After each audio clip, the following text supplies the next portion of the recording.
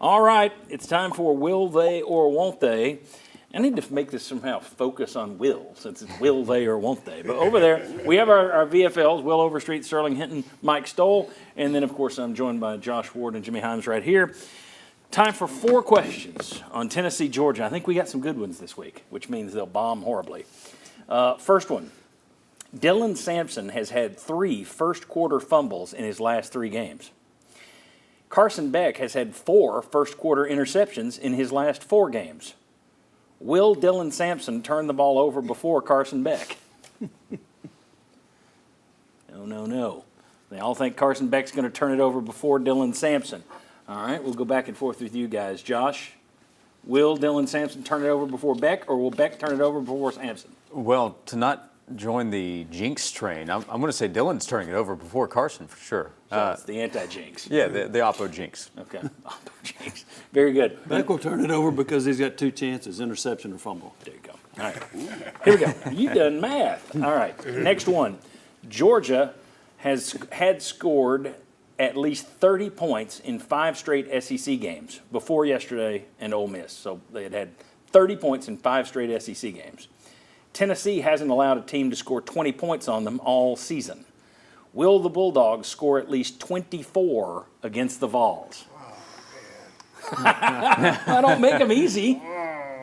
Oh boy, he can't decide. Okay, we got one. Of course, Raincloud says, yeah, they'll score 24. Tell me why. Man, I don't know who's going to play quarterback on our team at this point in that game. I don't know if we're going to give up cheap points on offense, turning the ball over. I mean, I think our defense is able to hold Georgia to that under 20 points. But I just look at special teams and turnovers on offense. Are we going to give up something cheap? So that's why I say there's a possibility. You're on the road. You're on the road trying to hold. 24 is not an insane number. It's crazy that you've never given up 20 this year. So I would say, yes, they'll get 24. What will you say, Jimmy? I'm going to go under just because I think Carson Beck's in a slump, not playing very well. Josh? Yeah, it's incredible that you can ask that question. Yeah, I know. That's a huge compliment to the defense. I would actually take under on that number. I think I'd probably go under on whatever number you give me on each team and what they'll score. 6 for Georgia. Max Gilbert kicked 4 field goals yesterday, Mike Stoll. I know how much you love kickers. Tennessee scored 3 touchdowns. So 4 field goals, 3 touchdowns. They're going on the road to Georgia. Will Tennessee have more touchdowns or field goals on offense in Athens? The question is, Tennessee will have. I'm sorry, that's my fault. Tennessee will have more touchdowns than field goals on offense. Yes. Okay, again. All right, let me let the positive guys tell me why you think you're going to score a bunch of touchdowns on the road at Georgia and you don't even know who your quarterback is. Well, we still got the same offense. And the guys been practicing all year. And I like the way Dylan Sampson's performing. He's got a nose for that end zone, and he's going to get there. Okay. I think if Tennessee's going to win the game, they're going to have to get in the end zone. Even if it's 4th and short and it's a chip shot field goal, I think you got to go for the touchdowns. Okay, they say they'll score more touchdowns than field goals. I'm leaning toward the field goals. Okay. I think Tennessee, with the uncertainty with their offense, and also they've not been great in the red zone either. No. So I'm going to go more field goals. Okay. Push? No pushes. I'll say more touchdowns. Okay. This is a fun, Dylan Sampson is a good answer to that question. That's a good start by Sterling. so these are fun questions. Yeah. I think these are pretty good. Here's one I really like. This is bizarro.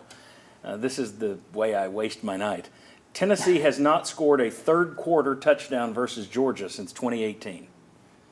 That's 5 straight games where they've been shut out in the third quarter by Georgia. So, yay or nay, the Vols will score a third-quarter touchdown on Saturday night.